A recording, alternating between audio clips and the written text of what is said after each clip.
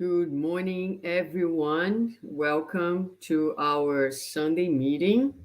We are happy to be here today with all of you, starting one more of our Sunday meetings, as always, with our opening reading today from the book Living Spring by Francisco Cândido Xavier. The lesson that we have open to read today is number 31, and the title is Farmers. Okay, so we will be reading from chapter 31. Before I start, let me just say good morning to Juan. Thank you for being there.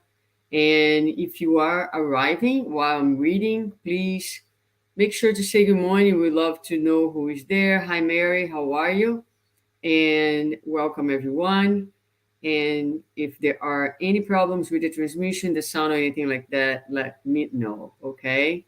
Good morning, Carlos. Good to see you too. So let's get started. The hardworking farmer should be the first to enjoy the fruits of the harvest. This is the second letter of Paul to Timothy 2:6. There are farmers of every kind. There are those who buy the land and develop it using the efforts of hardworking tenants without ever touching the soil with their own hands. There are many farmers who abandon the plow to rust, crossing their arms and blaming the rain or the sun for the failure of the harvest. There are farmers who keep a watch on their neighbors' crops but pay no attention to their own. Many speak disproportionately about 1,000 things that really do not matter, while destructive worms wipe out the fragile plants.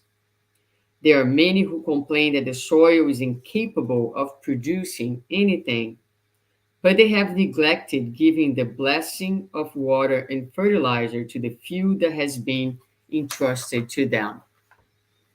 Many complain of headaches, colds, or other physical indispositions, and they lose out on the sublime opportunity to sow. Nature repays all of them with disillusionment, difficulties, failure, and disappointment. Nevertheless, the farmer who works hard soon receives the blessing of a full barn. And so it goes with the farming of the Spirit. Nobody can obtain excellent results without putting forth an effort, devoting the best they have to offer to the work of the good. Writing in a time of landowners and slaves, of superficiality and favoritism, Paul of Tarsus does not say that the wealthier sower or the one favored by Caesar would be the actual owner of the harvest, but he did rightly say that the farmer who devoted himself to his obligations would be the first to enjoy the fruits of the harvest. That is a great lesson and is also a very, very straightforward lesson that leaves no room for questions about our the need for rolling our sleeves and doing the work that we are called to do, attending to our daily obligations, so we can be the first ones to enjoy the fruits of the harvest. So, with that, I'm gonna say good morning to Ali. Good to see you, my friend. It's been a long time.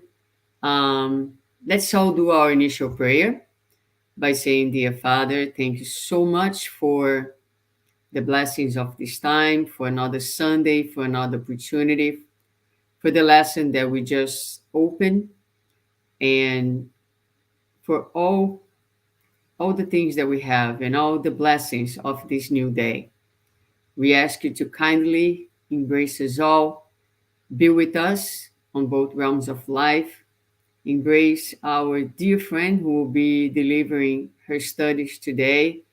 providing her the inspiration and the guidance as she shares her knowledge and research, and be with us, allowing and helping each one of us to attune to your presence and to all the benefits that are available to us at this time. Thank you so much, dear Father, for this blessed opportunity, and so be it.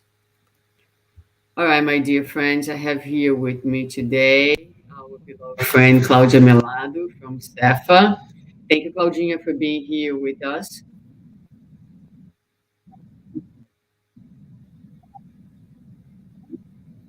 I cannot hear you. Do you have your microphone open? Just want to be sure. Hmm. I'm not hearing you. Can someone, Carlos, maybe let us know if you can hear Claudine? I just need to make sure it's me or if it's her. If someone, Claudine, say hello, good morning. Okay. Okay. I need someone who is listening to us to please let me know if you guys can hear. No sound, no sound. All right, thank you. Thank you. Give us a second. Claudia, why don't you leave and return, please? Let's try that. Cannot hear you. Now I hear you. Now I hear you. I hear you. Hold on. Speak, Claudia. Okay. Write it in there if you can hear me. You can hear me? Okay, good. All right. So let's do it. All right, great. So good morning, everyone. Always a little bit of a glitch now and then, right? But it's great to have you all all here today, and we are going to be talking about the citizens of the new era. And I would like to um, give kind of an introduction before we go straight for the citizens of the new era, right?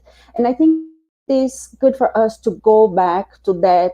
We are all created simple and ignorant, and we have to evolve intellectually and morally in order to achieve the goals of why we are here, what we are doing in here, right? And if we think about throughout all these incarnations that we have been through, we have learned a lot. And all religions have gave us throughout these many incarnations the opportunity to learn some things very important for our path, for our evolution. Although we might sometimes think about, oh, but the religions have failed.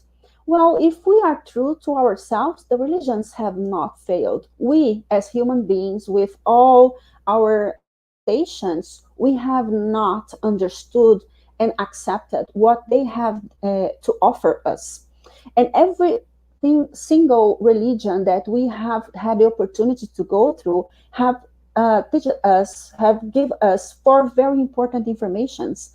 One of them is the concept of divinity, the concept of the Father or the Creator that this idea of there is something else there, something greater, something supreme, right? The second is the existence of the soul or spirit. In other words, the world, the spirit world, this possibility that we will continue.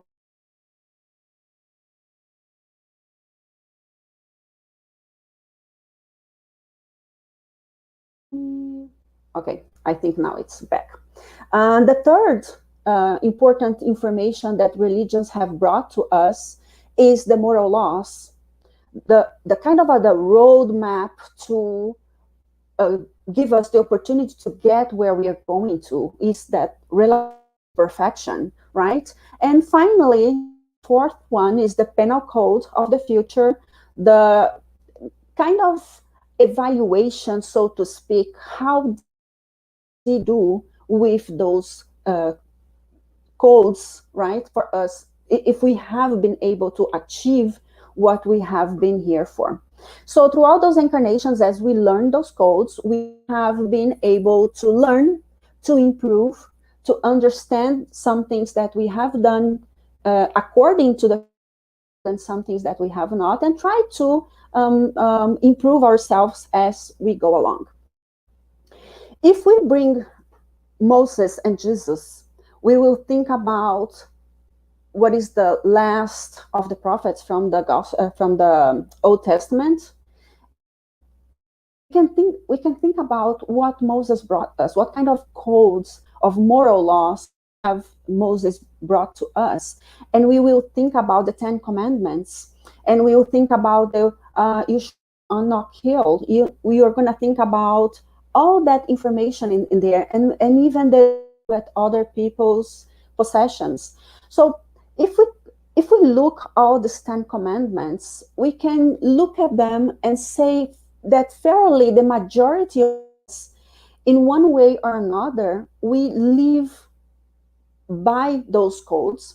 We might not live by them 100% of the time. We might not live 100% of them, but I can say fairly the majority of us on earth, we are in one percentage or another, we able to live by those codes. Of course, we hear about the wars. Of course, we hear about those people that still going against the should not kill, right? And if we think about ourselves, we might not engage in killings, but many times who have not covet other people's possessions.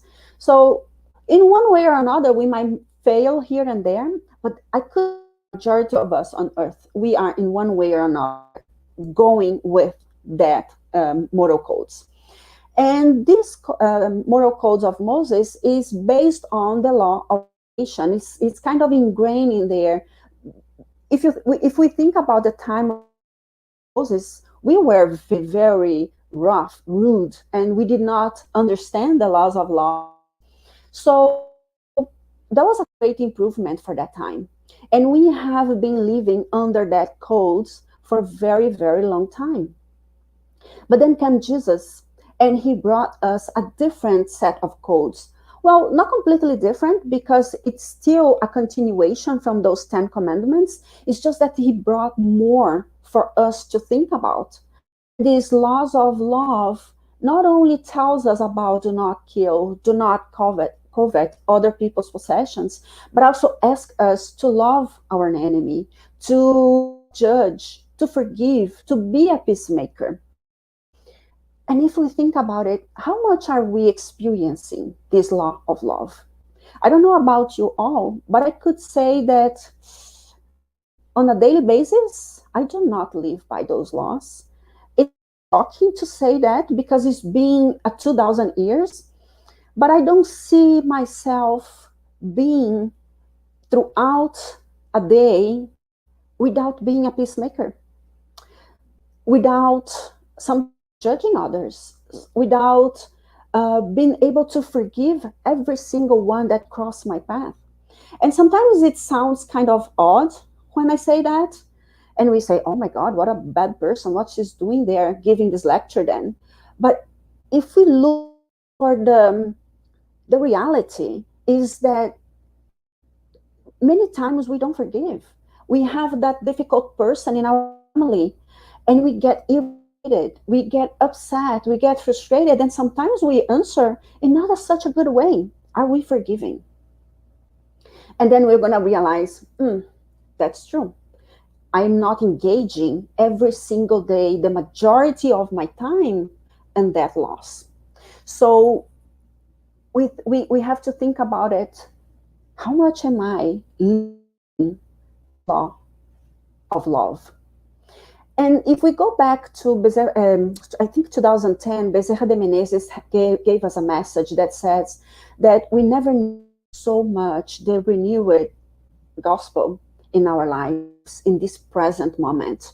And that was even back then, like I think that was from 2010, this message. And he said that we need so much this gospel in order to comfort and clarify us, in order to offer us peace and serenity, common sense and discernment, so we lose directions of the good and also allowing us to transition from that law of retribution to these times of love. If you think about it, how many times we are not able to forgive, we are not able to want for the other just to receive a very heavy punishment for what they have done to us. How many times have we used the words, oh, if the law of humans does not get this person, the laws of God will, in a very heavy way, right? So we need to start thinking about what is the generation that we live. Where are we? Are we still so much attached to the law of retaliation, or are we being able to live this law of love? And that's what we are being talking about today, this law of love, this idea of the citizens of the new era. And who are the citizens of the new era? Those that are capable of engage daily on the laws of loves. They are comfortable of living with the same commandments that was given by Moses, but now with the moral codes that was given by Jesus. We see that we have been able to go through a lot in our human history, and we have learned a lot. If we think about it, most of the time we are engaging in those 10 commandments, great. But if we look at them, most of them says do not. I mean, do not cause harm, do not do bad things. But now the law of love is calling us not only not to do bad, but to do good. It's no longer enough to not do bad things, but also it is important to engage in the good, to engage in love, and all that means for every single one of us. I would like to read a little bit of a passage here from the Genesis. Will be chapter 18. The time has arrived, and it is the item 28. And it says, the present age is one of transition. The members of both generations are mixed together. Standing at the midpoint, we are watching the departure of one and the arrival of the other, and each is already distinguishable by the characteristics that are proper to it. These two generations hold ideas and views that are complete opposites by the nature of their moral dispositions, but especially their intuitive and innate dispositions. It is easy to tell to which of the two each individual belongs. Sometimes we kind of in the middle, right? We are not 100% sure on both of them. But it's good for us to think about and what makes one and what makes the other. And we're going to continue on the item 30 saying whether the spirits of the new generations are new, more evolved spirits, or whether they are old spirits evolved, the results is the same. From the moment they display better dispositions, there is always a renewal.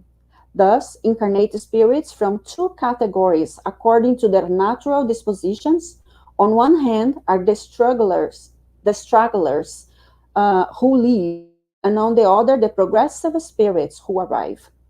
The state of customs and society, whether in a people, a race, or an entire world, will therefore be the results of which of the two classes will be preponderant one.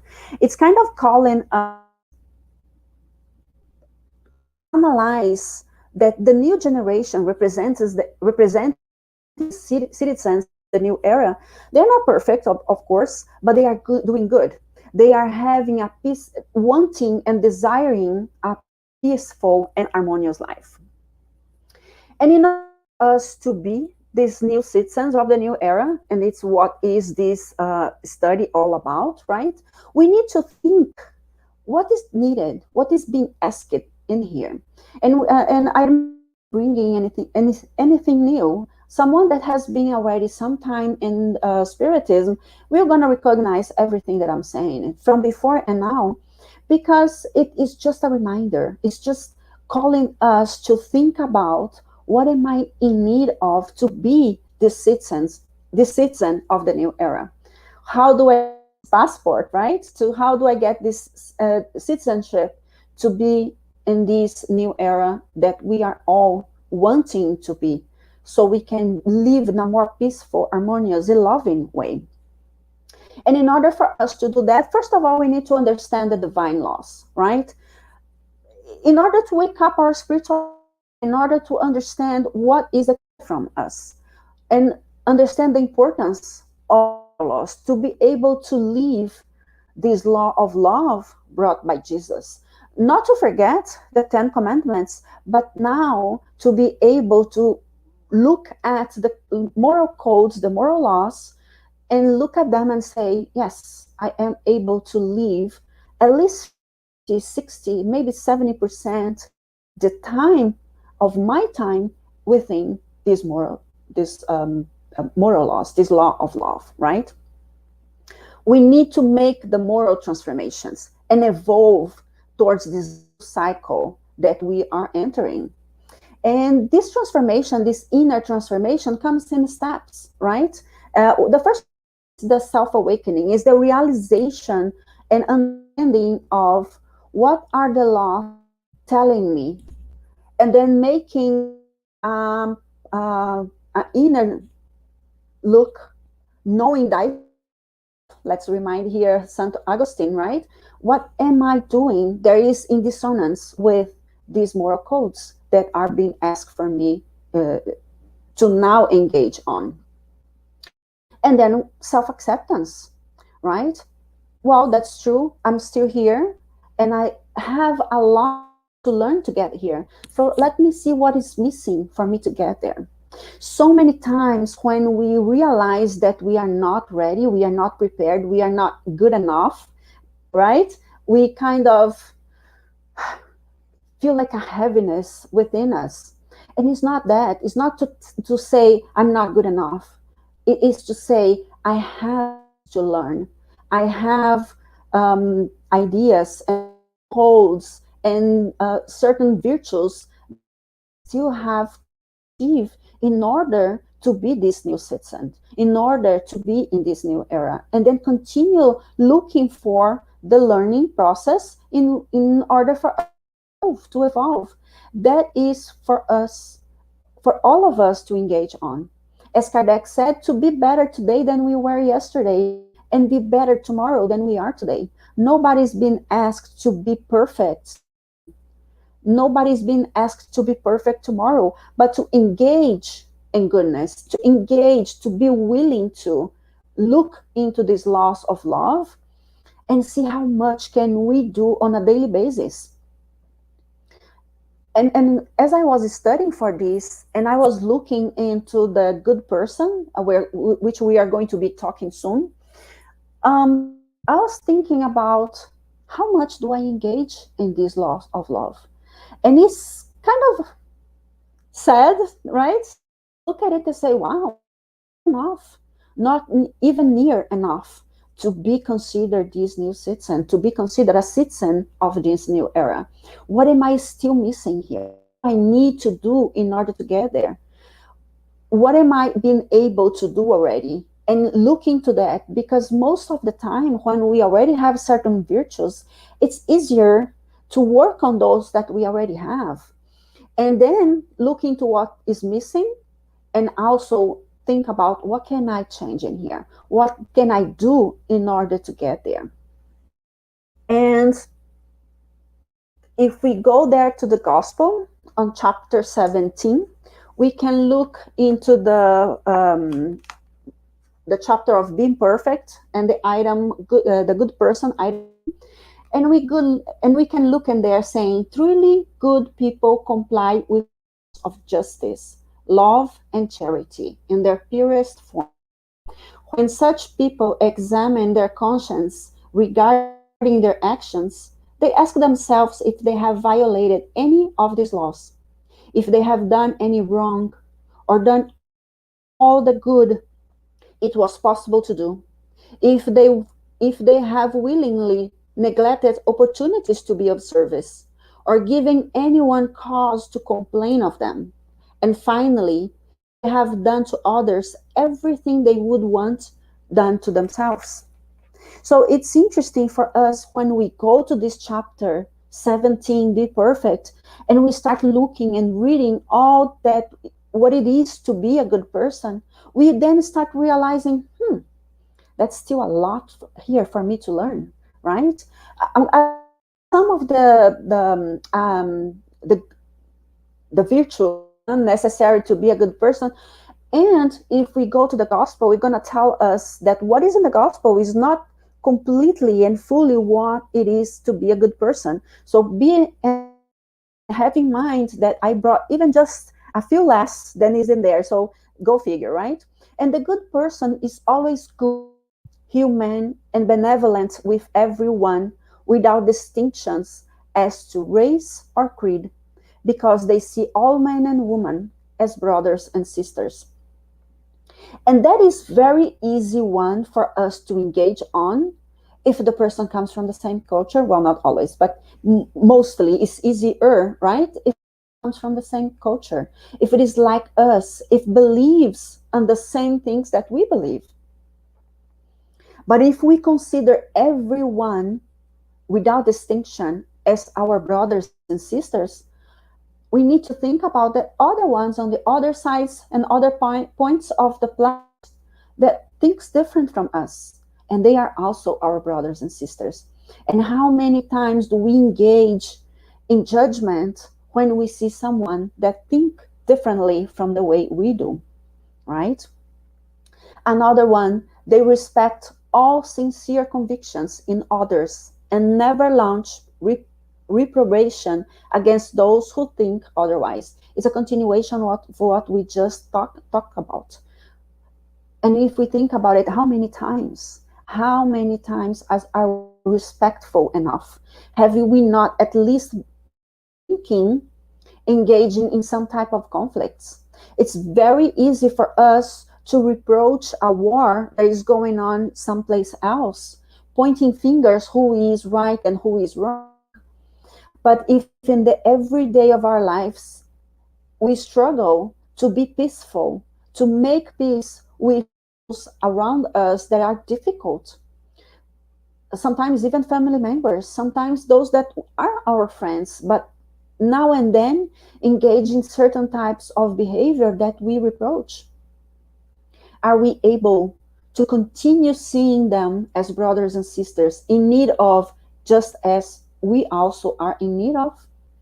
So sometimes it's good for us to go there in the gospel and look into these items from the good person and realize, how much am I engaging in law, in this law of love? Because when I see and I engage with somebody else and I relate with somebody else that is not living in the law of love, we will think about, well, but I'm not either. So why am I reproaching that person? Let me look first into what I have to work on instead of being pointing fingers and judging, right, what the other person is saying or doing. Another item that comes from a good person, charity guides them in every circumstance. And charity is love in action. So it's not just when we are doing and giving. It is great, and our planet is in absolutely need of material help. But on the other hand, charity is also when we are able not to judge, when we are able to look at the other person that is in need of listening and just let them talk. Or when we are seeing that the other person is doing something incorrect, or at least that we judge that is incorrect, and we stop, I'm sorry, that we stop our judgment right there and think about, what is this person going through that they are doing things the way they are doing it? Can I do something? Can I help? Because sometimes just to go to the person and say, hey, you're wrong, you should not be doing this, sometimes that is not going to help. Even if I am right, that is not going to happen. That is not going to help. That is not going to be helpful at that particular time, at least. So to know when to quiet our tongue, right? To hold our tongue and just be there for the person, especially when the consequences comes and they need the help to go through the consequences of their actions. Not everyone is ready to listen to what we have to say. And many times we are not ready to listen what other people around us are telling us, right? So remind ourselves that charity, it is also sometimes not doing something that the other person is not capable of receiving at that moment. Being able to give a money, but without showing the person that you are doing that, or listening to them, or giving the shoulders when they need to cry, instead of trying to give lessons without saying, oh, but you should be doing this and that. Can we do that? Another very important one, do not harbor rancor, hate, not yet desire for vengeance. How many times do we hold, I would say maybe not hate, but some other feelings that is closer to that? Someone do things to us that we don't feel like was their best, or we were surprised that they have done that was, and that hurt really, really deep inside. Can we forgive? Can we try to understand what the other person was going through? And sometimes it's hard because us as well, sometimes we are going through difficult times. This transition, I think, is not been easy to anyone. In one level or another, all of us are going through difficulties. All of us have our moments of ups and downs.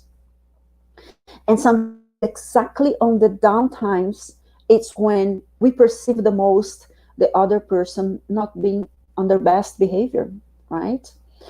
But then can we forgive? Can we love the other person despite of what they are doing?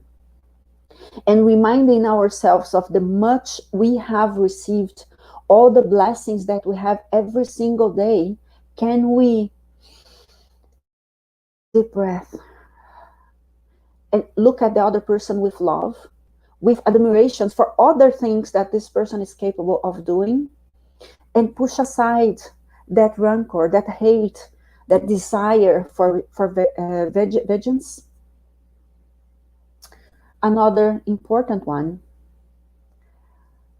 these kind of people, the good person, are indulgence with the weaknesses of others. And that goes right along with what we were just talking, right? Can we do that? Can we realize the limitations of others and remind ourselves about our own limitations? We as spiritists, we have been receiving so much. Our doctrine is so clear, so objective, and give us so much information that sometimes we cannot say that we do not have this. Even when we are going through difficult times, we need to remind ourselves, but what about all that I have been receiving? How difficult it is to go through this transitional time, through this transition from one era to the other, without knowing all that we do know. How difficult it is to look for the chaos that is sometimes we can see out there. All these difficulties we have been seeing on an everyday basis. We turn on the TV, bad news. We look into the newspapers, bad news. But can we look into all the information that we have received, go there to the chapter of the times has arrived, and understand what is going on right now, and take a deep breath and tell ourselves it is just a transition time. What do I need to do to be in peace, to be calm, to be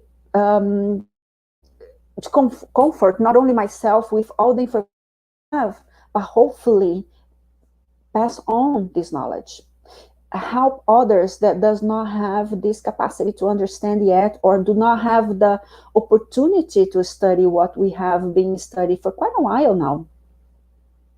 So we have so much, we have so much blessings, we have so much opportunity to understand these moments that we are living right now. That is, we should remind ourselves, what can I do to be living in the law of love, so we all can arrive to this new era, hopefully earlier than we expect, right?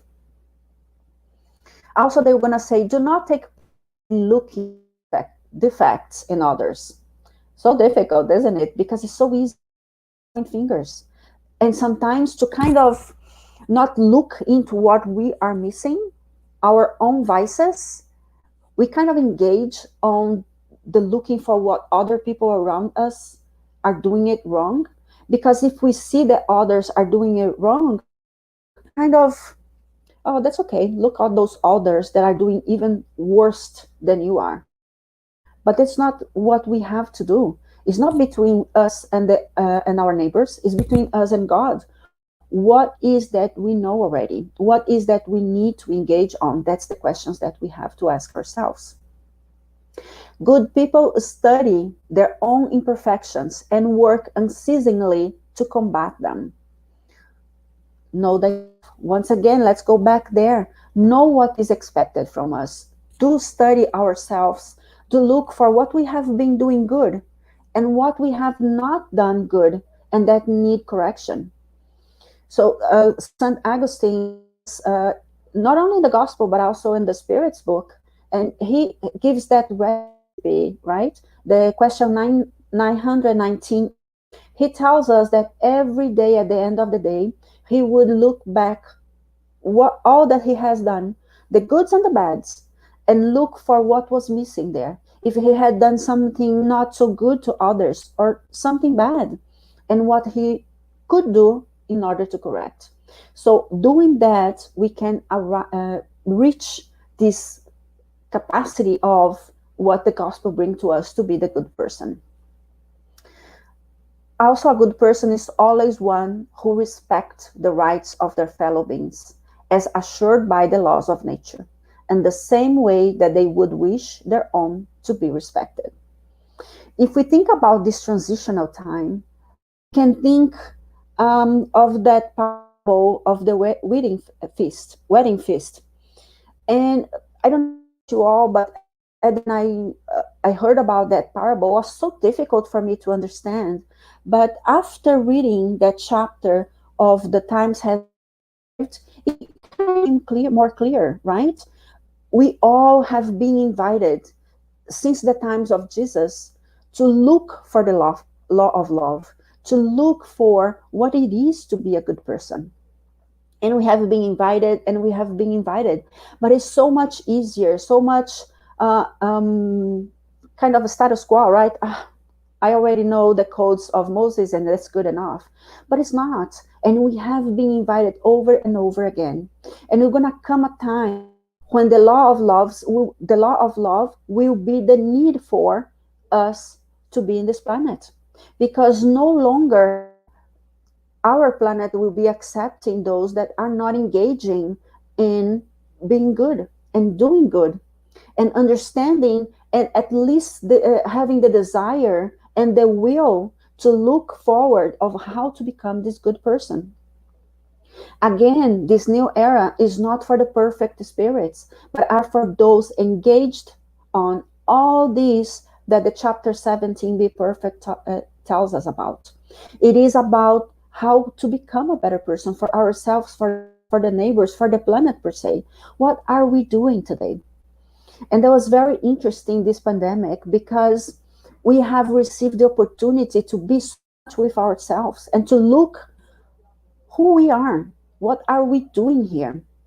And some of us have a lot of difficulty staying and being seated with our own, looking within us and realizing what is still needed in order to be this good person that the gospel asks us to work on. We have been going through these challenges,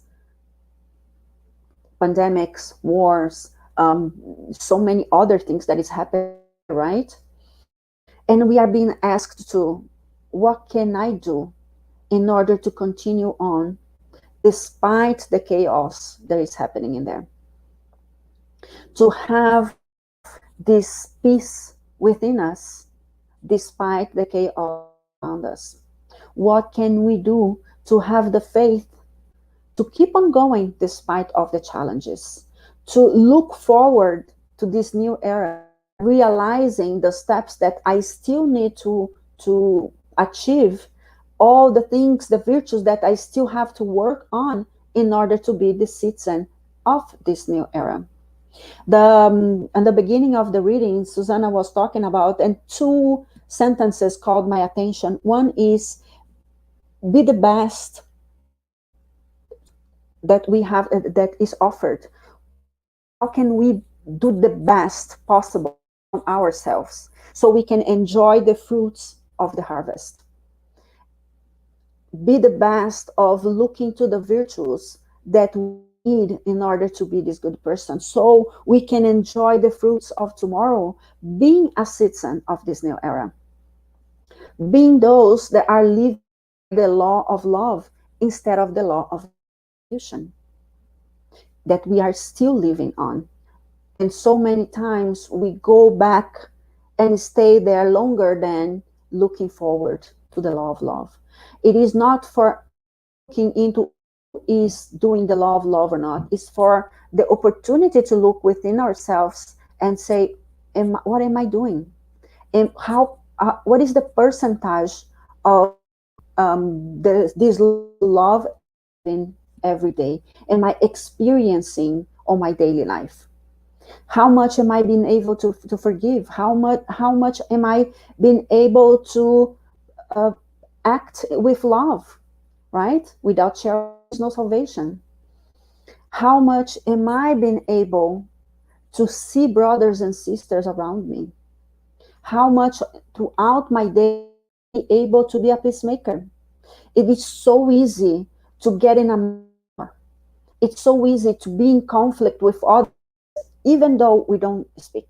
Nobody knows what is going on in here. But many times, if we look into what is going on in our thoughts, we will see that we are engaging in conflict. We are engaging with war with our neighbors, with those around us, and sometimes with our spirit center. How many times have we pointed fingers? How many times have we judged the action of one another? So we are being asked to review our own behavior, what we are doing today, and what we are going to be doing tomorrow in order to be the citizens of the new era. We have to go back over and over again to this chapter to be perfect in order for us to analyze ourselves, right? And realize what is still needed for me to be there. What is needed for me to be considered a citizen? What am I doing that I will not approve if I see someone that I don't like very much doing it? And that's a very good way for us to realize if we are doing it correctly or not, if we are engaging in a good behavior or not. Because it's so easy to sometimes forgive ourselves because we start looking into what others are doing wrong. We look into places where people are stealing, where people are robbing others, taking away from very basic human needs with such an ease. And then, oh, I'm not like that anymore. But how much have we been engaging on that also prevent us from participating and being experiencing the love of love? So it's for us really to think about, and in this lecture, this study for today, citizens of the new era, is for us to think, who am I? Am I going towards this citizenship, right? Am I ready to be part of this new era that already started, but it's still in the beginning? Am I going to be able, in a few years from now, be more engaged in the law of love? It's all questions that we have to ask ourselves. And I'm gonna kind of to wrap up our study of today. I have this message from Chico Xavier by the Spirit Manual and the Book of Answers. And it says, love God, serving your fellow beings out of love without distinction of person. Do good as you are, wherever you are, and as much as you can, in the peace of a clear conscience. Therein lies the essence of divine laws. So every single one of us are able at our level, where we are, in the conditions that we are in, to do something in order to love our God with our heart and love our neighbors as ourselves. And if we get this sentence so important by the Spiritist, and by the without charity there is no salvation, we might be engaging more than we sometimes think about, right? In the law of love.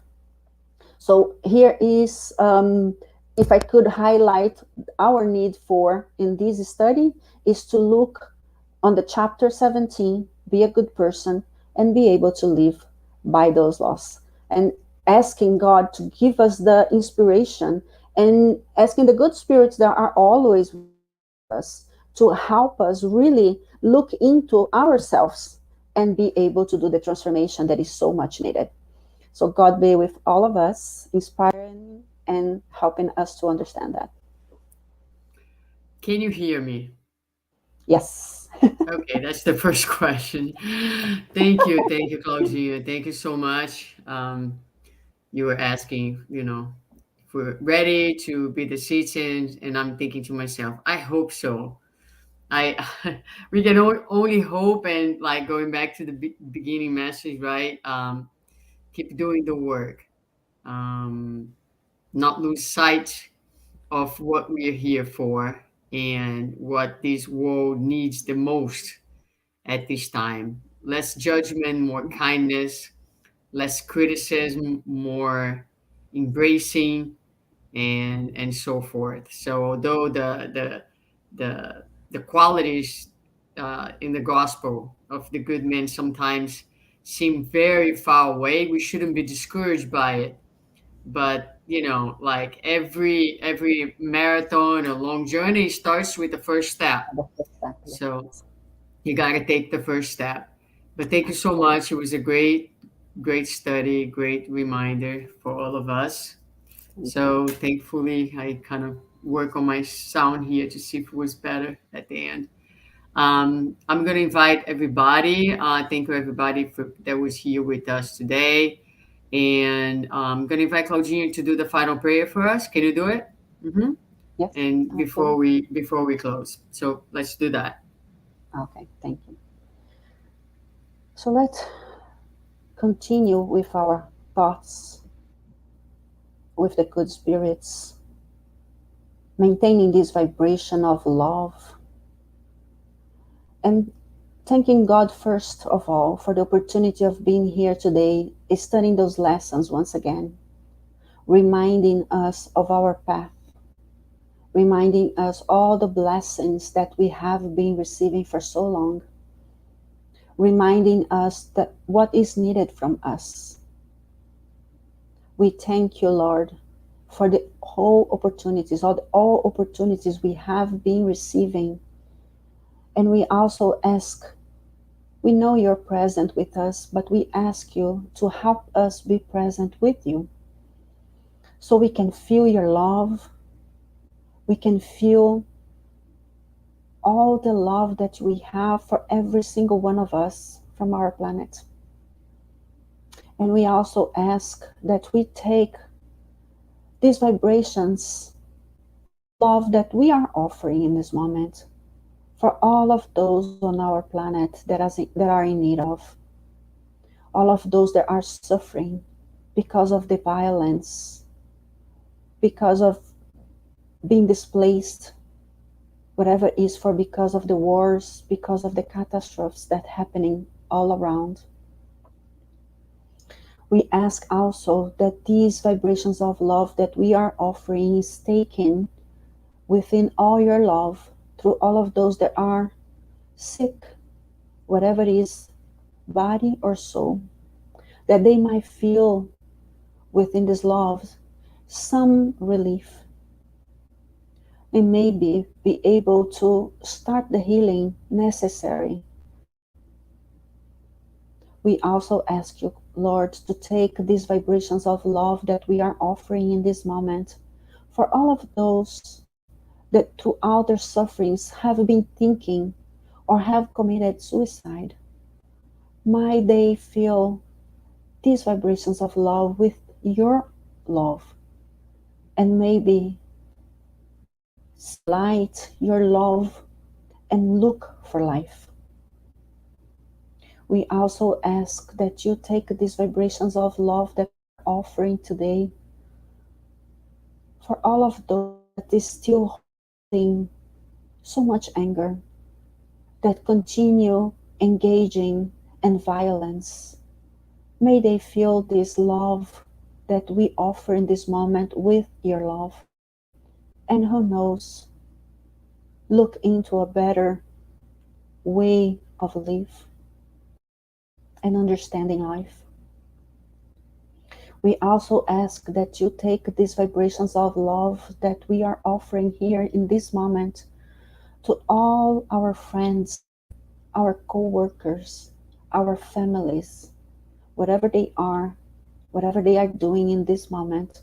They may be involved in this love that we are offering, feeling your presence and our love for them, so they can also keep on going, understanding your love, understanding life.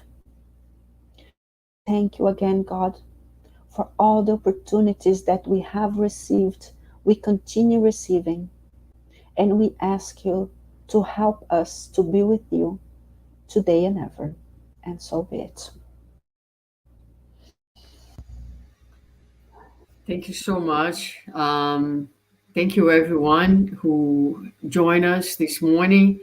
I wish you all a wonderful day. I also wish to give you a very quick update because I know that there has been a while since we have talked about this, but I want to assure everyone we continue to look for our place. We are experiencing some challenges, but we are dealing with them as we move forward.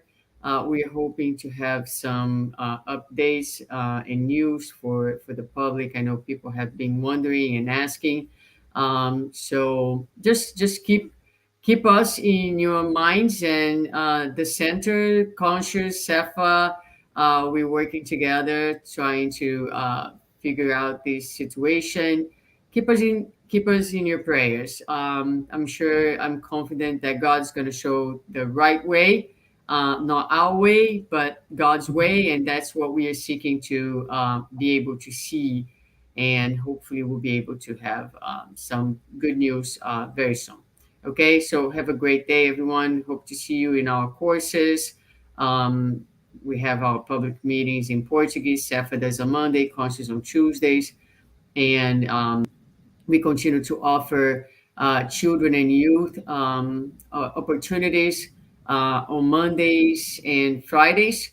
So if you need any information, please don't hesitate to reach out to one of us, our websites, and we'll be able to give you the guidance that you need.